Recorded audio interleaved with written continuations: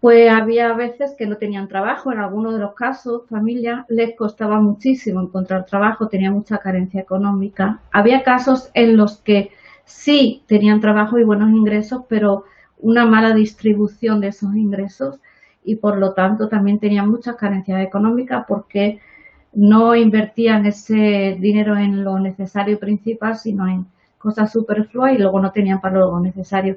También ese era otro problema que tenían niños con absentismo escolar y ni qué decir de la crispación dentro del hogar. Este ambiente en el que yo me movía trabajando, me encontraba de todos los casos, porque eran muchas familias y como cada una era diferente, aunque todas tenían problemas, pero tenían problemas distintos, aunque luego había algo que coincidía en todas, un punto de conexión entre todas y era la clave. Había algo que era común a todos y era que no tenían comunicación entre ellos.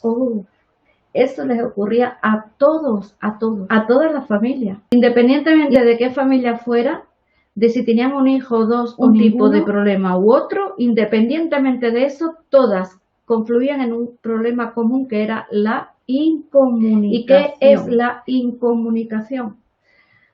No sabían comunicarse, no sabían comunicarse y eso lo que hacía era reforzar y potenciar el problema, hacerlo mucho más grande. Bueno, pues no había, entonces ¿cómo hablaban?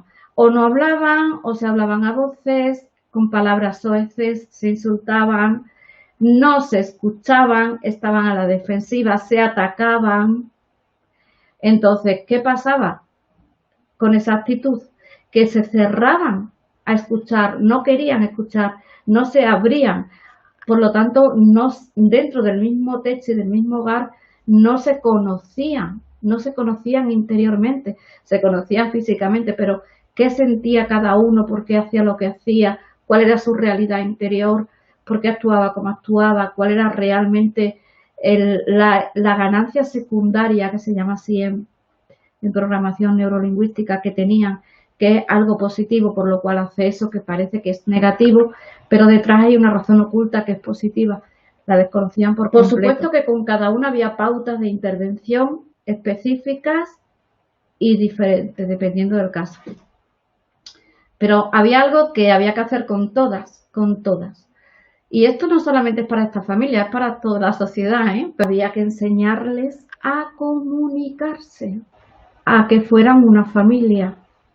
Y eso es lo principal. Y a partir de que ellos aprendían a comunicarse, que es todo un aprendizaje, todo un entrenamiento y todo un método, ¿eh?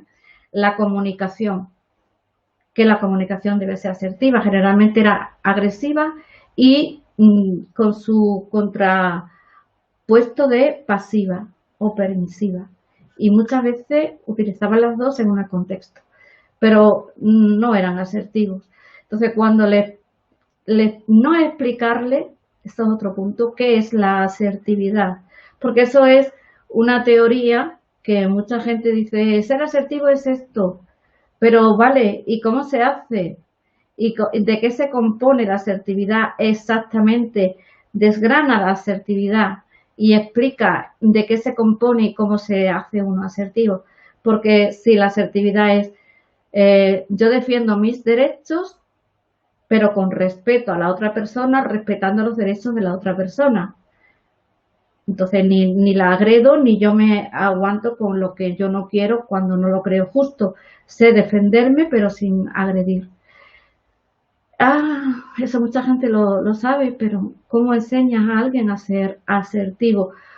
La asertividad no es una técnica, como muchos afirman. Es todo un estilo de comunicación compuesto de muchas técnicas.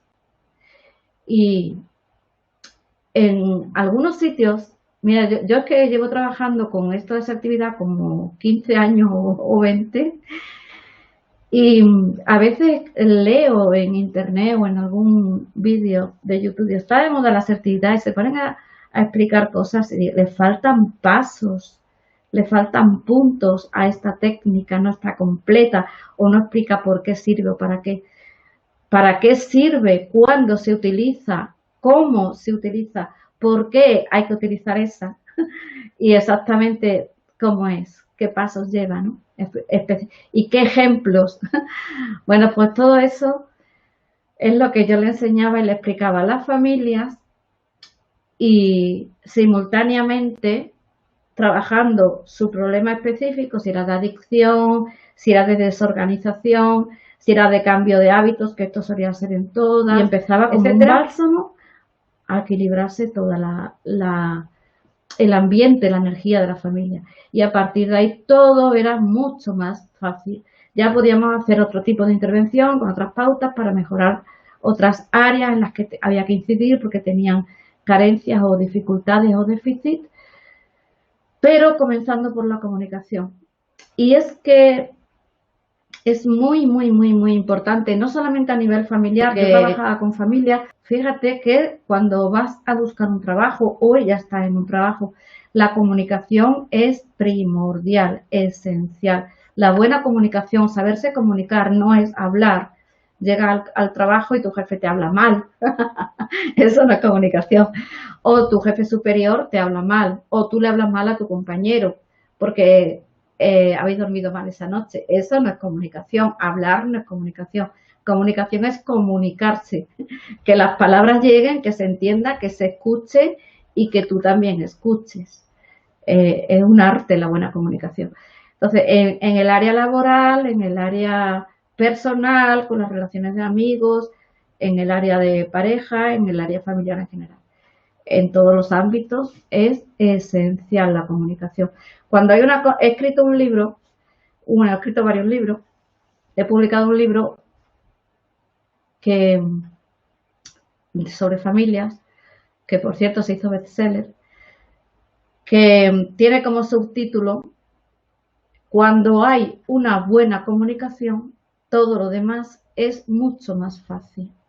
Entonces hay que comenzar por ahí, porque cuando quieras hablar con alguien y ese alguien te chocas contra una pared, no te escucha, ¿qué le vas a decir si es que no escucha?